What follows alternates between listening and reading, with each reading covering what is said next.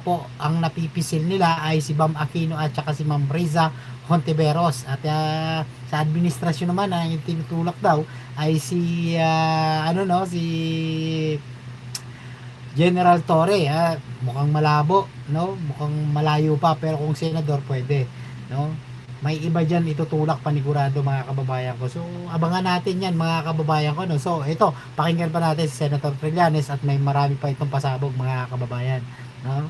Pakinggan natin. Na tinatanggap po ba ninyo yung sinasabi na talagang super lakas ni VP Sara?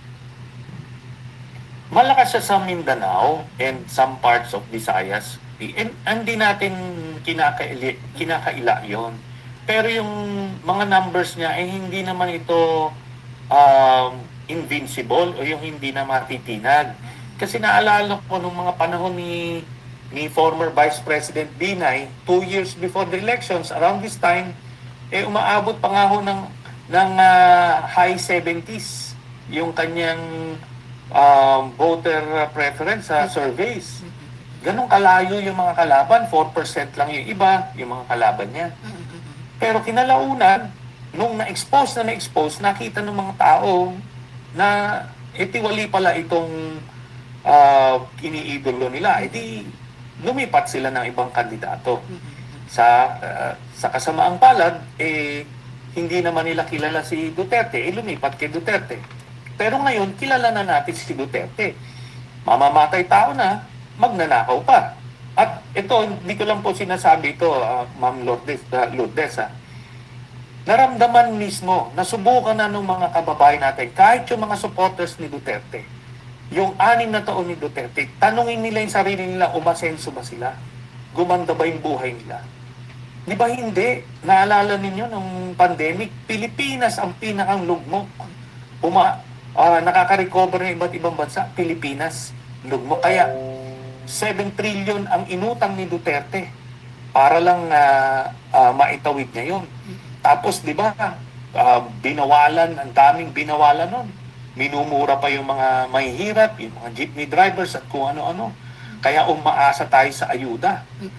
Yun, kung gaano kahina ang magpatakbo ng bansa ang mga Duterte. Pero nainiwala ko kayo sa sympathy vote because ang kanyang tatay daw po ay kaawa-awa sa ICC. Yung simpatya ng publiko sa ginawa sa kanyang ama. Nando doon sa mga Pilipino yan. Kaya nga kailangan hindi ito titigilan. Kami hindi namin titigilan ito. Kakapaliwanag sa kanila na kaya nakakulong si Duterte ay dahil nagpapatay siya ng libu-libong Pilipino. Di ho ba, kung ako madiskubre nyo na may pinapatay akong isang tao lang, iboboto nyo pa ba ako sa pagka-presidente? Ito harapan Ina-announce niya na patayin nyo. O sino-sino yung mga pinatay? Hindi naman nila dirinag-test man lang. Nanguso-nguso lang, patay na. Gusto ba nyong mamuhay sa ganong klaseng environment again? Ako nakita ko na. Kawawa, ang dami nagsusumbong na mga pamilya no na natatakot, hindi makalabas ng bahay. Tapos yung mga mahihirap, pinapasok lang ng mga pulis dahil nga may kota 10,000. 10,000, 20,000 ang presyo kada ulo. Pag pinatay, babayaran sila. Di ba? Sir Giolito, shoutout po sa Ayaw inyo. nyo nun. I am sure. Yung mga iba dyan ay nagbubulag-bulagan na lang. Pero Sa mga taga-Oriental Mindoro, shoutout po. Sen, ano pa ang inyong mensahe sa ating mga tagapakinig ngayon? Dahil tiyak, mamaya marami ho mga meme na lalabas na naman, storya regarding sa final nyo, atake sa iyo at sa inyong kasama. Ano pa ang inyong mensahe sa publiko? Tayo naman po ay nananawagan sa mga kababayan natin. Buksan nyo lang po yung inyong pag-iisip. Tignan nyo po yung aming mga aligasyon. Hindi po ito gawa-gawa lang. Kasi pag gumawa kami ng nag-invest Nga naman, di ba? Kung gawa-gawa lamang at gumawa ka ng invento, di ba? So, mahirap yan.